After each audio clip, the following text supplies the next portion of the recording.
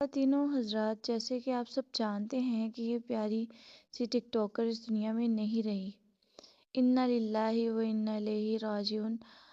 आइए इनकी आखिरी वीडियो जो वायरल हो रही है आपको सुनाते हैं और देखते हैं कि वो क्या गुफ्तगू कर रही हैं। मुकम्मल वीडियो देखने के बाद अपने ख्यालात का इजहार कमेंट बॉक्स में लाजमी करिएगा।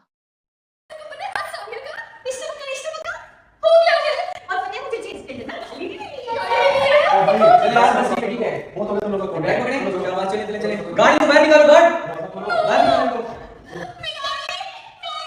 मैं 40 रुपए का सुनूंगी कि दोनों यार मैं इतना नहीं बोलती थी कि ये लोग मुझे कहते हैं तू कितना ज्यादा बोलती है यार मैं तेरे से भी ज्यादा कुछ कहने गाड़ी वाली मेरी गाड़ी